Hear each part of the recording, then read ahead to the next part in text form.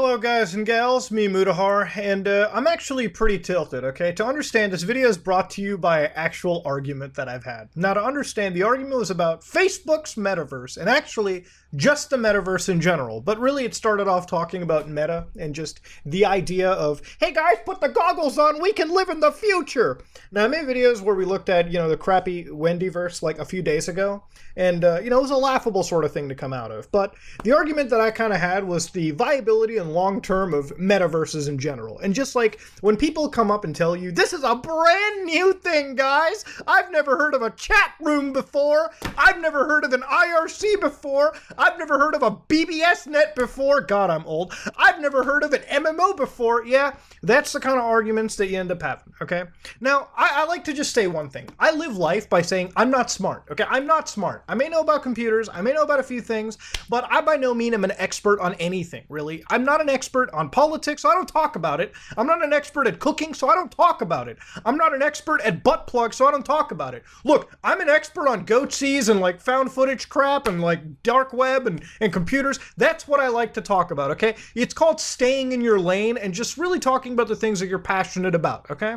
To understand, that's where I kind of sit at. And if I'm ignorant about something, I'll just tell you, it's so easy to say the words, I don't know what I'm talking about.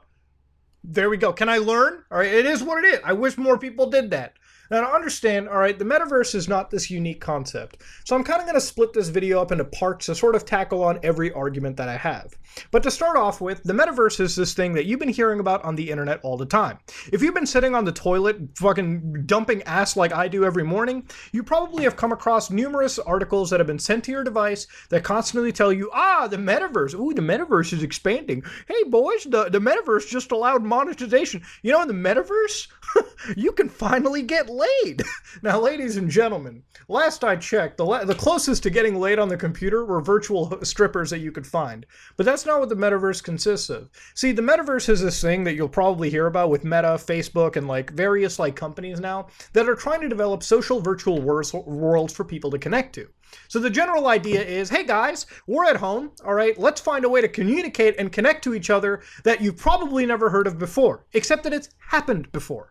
Now, lately you've seen Horizon Worlds, but if I take you back in a journey, the internet started off, and it might have been one of humanity's greatest technical achievements. Think of the internet like this, okay? In the transportation world, the day we discover faster than light travel, the ability to travel star systems, that is the equivalent of what we've done with communication technology regarding the internet.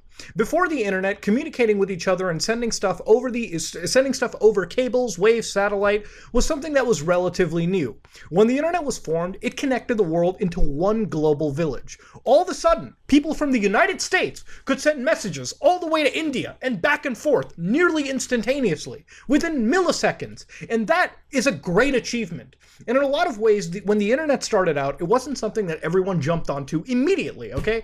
Obviously, this was a new thing. This was something that was just hitting the market, and it took a while before we had the operating systems, the personal computers at our house, the various web browsers. You know, back in the day, we used to use Internet Explorer. We used to use Netscape Navigator. Hell, to this day, you can still use the command line to browse the internet if you truly wanted to. So of course, as internet browsing technology got better, our web technologies got better. I mean, they're still very archaic, but we started to have the ability to send multimedia, to send video, to stream large things over the internet very easily. That's when things started to boom.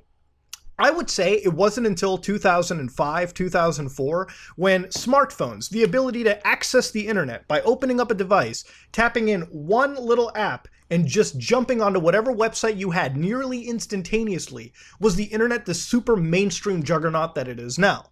So when we communicated over the internet, way back in the day, in the days of AOL, we were using IRC chat rooms, okay? And even before that, we were using Usenet BBS forums to basically put up internet bulletin boards, literally to tell people about certain topics. And there would be a BBS for everything. You wanted to talk about Doom? There was BBSs for Doom the game. You wanted to talk about how fun Goatsy was before it even became a thing? There were BBSs dedicated to that. Hell, people were sharing animes on BBSs back in the day. It truly was a different time. Then we had Internet Relay Chat, which allowed us to chat in chat rooms with everyone all day. Okay, that's pretty much what we had. Okay, and then beyond that, the entire idea of social gathering hubs on the internet started to form.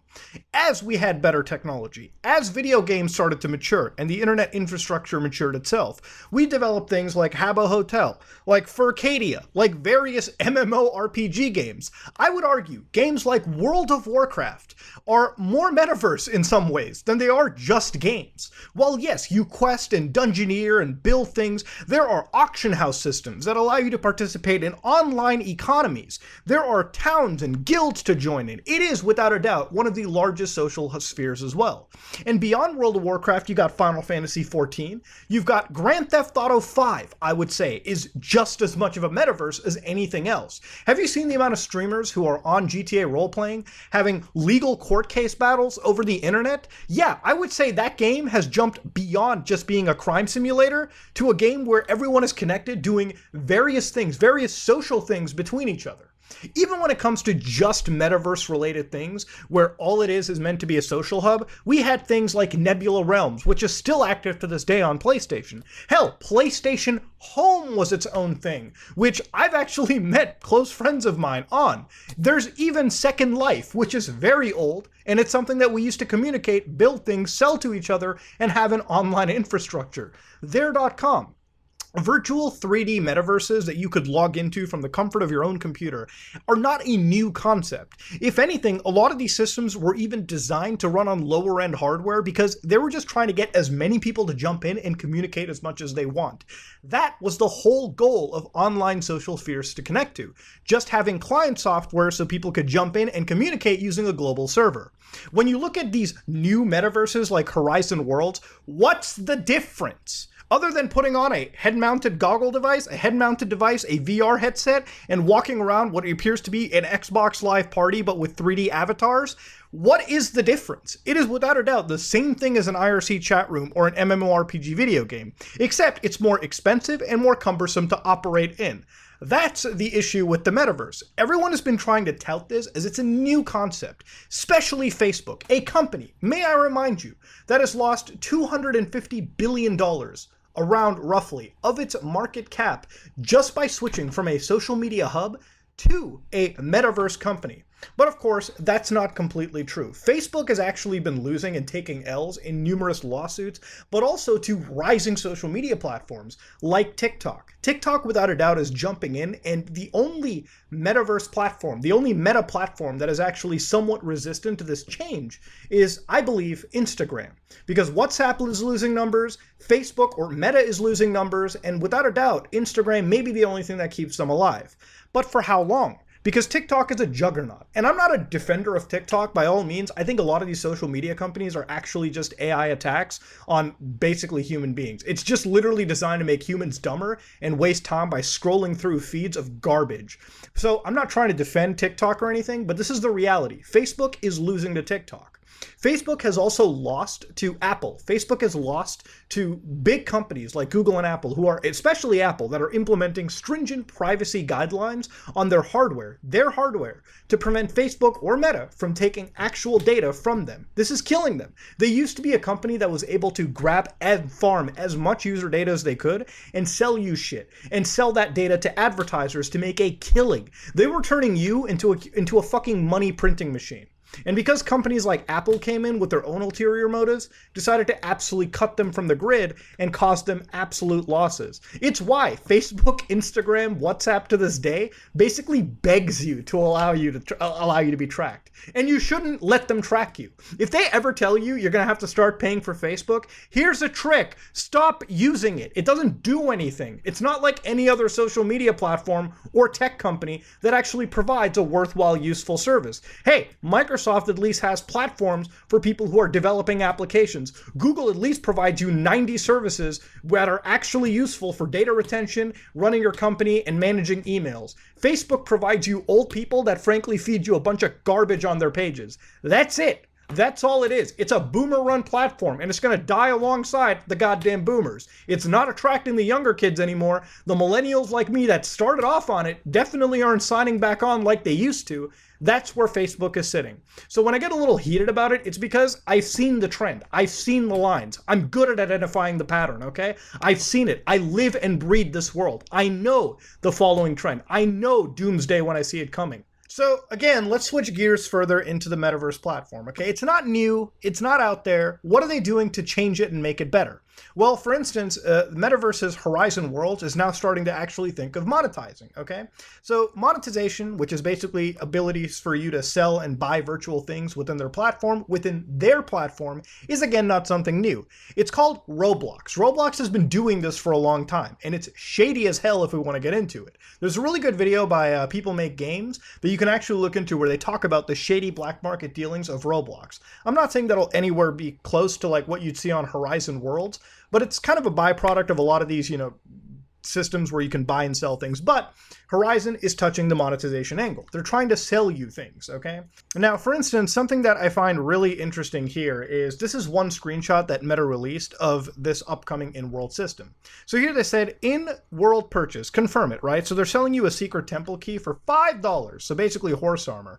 This item will unlock new and exciting adventures in Secret Temple. So the item can only be used in this world. So again, it's DLC for video games. This isn't new. You're selling them a microtransaction for a game. What the? That's all it is. That's all it comes out to, Meta. What is this? It's an in-world, it's an in-app purchase. It's not something new and out there. Now, the people that are going to take advantage of it, all right, like many of these platforms, there's going to be a select few that are going to jump onto it and buy and sell gear, and that's pretty much how it's going to be, okay? When people are going to jump onto it, all right, buying virtual goods and trading virtual goods, then you start to see the actual community that really tries to back this up as a unique concept.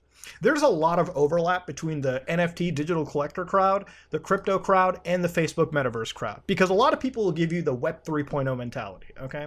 Now, to understand, I personally find it really weird that when it comes to digital products, we're going to have scarcity. When it comes to physical goods, there are actual physical goods. Like, for instance, this SSD is a physical device that has required physical finite resources to create. Now, when it comes to a digital product, aka a file on a computer, it's simply a matter of copying and pasting it into redundancy. You can make 99 copies of a digital item all the way for free. So creating some weird form of scarcity is all the way out there. I guess the comparison is kind of like an in-game skin for a video game that is a limited time release. You might notice that Fortnite has like the Galaxy skin, which was only released for people who bought like Galaxy Notes back in the day, and you can't buy that skin anymore. With Rainbow Six Siege, every time you place ranked in a certain season, you get like a charm for that season that becomes a rare drop for that specific user. And that's generally the one idea that I can kind of understand is where you get digital scarcity. But when it comes to NFT non-fungible tokens and virtual goods that hopefully these companies want to sell you at some point, the actual case becomes a little out there, okay? It comes out really weird, and it comes out into a situation where like, what are we doing? Are we trying to like create these like hyper inflated like pieces of DLC that we're going to be trading between only the richest few? Or are we trying to actually create utilitable gaming enhancements, utilitable like multiverse enhancements that people are going to get? The way that they pitch these multiverses, it's almost like the movie Blade Runner, right? Like, you know, like when you're exploring the world and like seeing the world, it's dog shit. But like, hey, as long as I have VR meta goggles on me, I can see like the metaverse, and somehow that's more exciting than the shitty reality I live in. Guys, why would I buy metaverse real estate, metaverse holdings, when my real life isn't as glamorous? I still have to live in my shitty life shack in order to enjoy my metaverse mansion. Who the fuck is that excited about going into the multiverse to live out their mansion dreams, looking at their NFTs hanging in their mansion walls? Again, none of these concepts are truly unique to Web 3.0 or the actual metaverse. Game DLC, game worlds, a lot of this doesn't work. But I think what really settles the deal, what really settles it all, is the word interoperability. And this is where my anger comes in. When people jump into the computer world, when people jump into like the tech field, and they have no idea how coding works, how programming works, how networking works, yet they feel compelled to be experts talking about things like, hey, if you buy video game DLC as an NFT, you can share gun skins between video games. Yeah, guys, You think corporate companies like Epic, Ubisoft, Rockstar, Take-Two, all these companies just gonna fucking work together to make all those skins, all those 3D assets, which are designed differently in different engines, by the way, working between their games? Dude, they can't even get that working within Ubisoft. You know those Ghost Recon gun skins? They haven't even been able to put them in Siege or any other Ubisoft game. What's the point? Other than making digital scarcity and trading it between third-party people that, by the way, benefits greatly for the company running the marketplace because they take percentages of every piece of sale out, which is exactly what Facebook wants to do with Horizon. According to an article over here where they were speaking to Road to VR, Meta literally explained anything sold in Horizon Worlds would be subject to a 30% fee to Meta as a company, then an additional 25% for just Horizon Worlds. So effectively, if a creator sells an item for $1, the Meta Quest store fee would be 30 cents. Then the platform would be 17 cents, leaving you 53 cents. That's before any taxes are applied, and taxes are applied per each dollar. So yeah, they're literally out there to run a marketplace where it's not about like selling that. They don't give a fuck about selling items. They just care about these items being so highly inflated that all of a sudden these keys are worth thousands of dollars. They're taking 50% out of every $1,000 they would sell, out of every sale period. If something is sold on this marketplace for $100,000 and they're taking 50%, roughly 45% of that sale, smart business for the house, not for you. You're getting fisted. Facebook's getting wins, all right? That's pretty much what they want to do. That's why these companies are into it. They're not there to make you own your material. If they did, they'd focus on interoperability. And imagine the metaverse as a concept. You want Facebook to be the only person running the metaverse? No, the metaverse is going to have multiple different people running it. You're going to have an open source metaverse at some point, probably. Facebook's going to be running their metaverse. And you know what? Game companies like Epic consider Fortnite as a metaverse, so they're running their own metaverse. Rockstar runs GTA Online. That's their metaverse. This is just video games that are independently developed and are running their own global servers. So all of a sudden, you have to share and live between multiple metaverses, and you don't even get to share the items between those metaverses because none of these companies are thinking of interoperability. They're not going to suddenly sit down, all of them sit in a symposium and work together to develop and make sure every single person's asset works with their game. We have a hard time getting Git projects to work between companies from time to time. You're telling them to work on 3D assets and entire game structures? Think about it. Just literally think about it. All right? You don't have to be an engineer to know that it's a fucking insanely hard concept. And yet, this is the idea that's being peddled to the average Andy out there. And you know what the problem is? When somebody just like sounds like they know what they're talking about, they just say like 2 or 3 buzzwords, the average person who is uneducated, who doesn't know anything about computers, would be like, you know what, that person makes a solid point. No, realistically, play back the last 5 minutes of what I said, process it in your head, and then you'll never believe any bullshit that gets fed to you. This is why these metaverses are honestly inclined to be failing, all right? Because in reality, a lot of these digital assets are slowing down. If you look in DappRadar, for instance, OpenSea, which is the largest NFT trading platform, they're dying in the last 30 days. 12% loss on traders and 40% loss on volume. Now, why is this necessarily important? Because NFTs represent one of the largest form of digital assets people are going to be transacting between each other on the metaverse. This is what people want to be implemented into social media platforms. Now, when you lose traders and volume, there's a sign of, there's a sign of, what is that word? This becomes a sign of uncertainty, okay? And there's a lot of factors that go into it. We've got, wars brewing between countries. We've got, the entire idea of utility not still being tapped into for NFTs. I would buy NFTs if there was utility to them. But because most of them are relegated to games that have not been properly formed, play-to-earn titles that have not properly been made and appeal to the general masses, and also they are mostly collectibles that I have no interest in getting. I'm not interested in getting, like, a Bored Ape JPEG. Trust me, I could put the $200,000 towards something else that would actually make me money over time. way beyond what I would be getting out of these projects. The problem with these NFTs is anybody that puts money into them, it's expecting like, hey, 500x. 500x is not normal on any investment. That's literally throwing money at a Hail Mary and expecting it to blow up overnight. The way that you ever would make money on an NFT is you're smart enough to like buy this early and then shill it all over the internet. If I didn't give a shit about you, I would be on Twitter shilling NFTs. I'd be like, hey guys, I just bought a butt plug NFT. Buy it. It's going going crazy. And then all of a sudden, I buy it for $200 and I sell it to a fucking rube for $100,000. Guess what? In that capacity, I made money. Basically, the only way to make money in this is to make sure you're not the last one buying. Because right now, sales have been slipping. People have been selling $200,000 NFTs for $60,000 worth of loss, okay? Why? Because guess what? When these things launch in price, the rubes are not easy to find, okay? It's a lot easier to find people willing to pay $1,000 for a JPEG versus $100,000. I'm not going to be dumb enough, and most people aren't going to be dumb enough to give money to this shit. So if you bought in and you're holding the bags now, prepare to be burying those bags deep into the goddamn dirt if you're not willing to offload and save some of that money you made. But I'm not a financial expert, so I can't really give you financial advice on that. I'm just telling you that this is why I personally would never consider buying these JPEG devices unless there was actual long-term utility to it. So the idea of mainstream metaverses and digital collectibles that have scarcity applied to them for no real reason absolutely baffles me. It's not a unique concept. If anything, it's a completely dumb concept. And I wouldn't be surprised if in the next 5 years, a lot of the companies that are involved make a basically gear shift into the other direction, because this isn't going to sustain itself. It's not going to last. The only reason it's been alive as long as it has is just by goading fresh meat into the grinder. But that fresh meat isn't there anymore. And I care about you guys, okay? I like to talk about this. I like to talk about tech. I like to talk about, anything related to like these social media platforms. And I like to think that, I have something worth saying. And I believe what I said is worth saying. And that's where I'm going to end this off at, ladies and gentlemen. This whole video grew out of an argument and became a giant video that I had to sit down, research, and really, sort of pin these things. I had to sit down like a conspiratorial nut.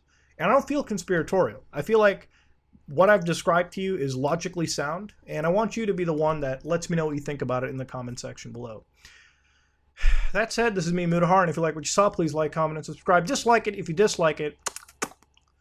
I've got some Linux videos to make.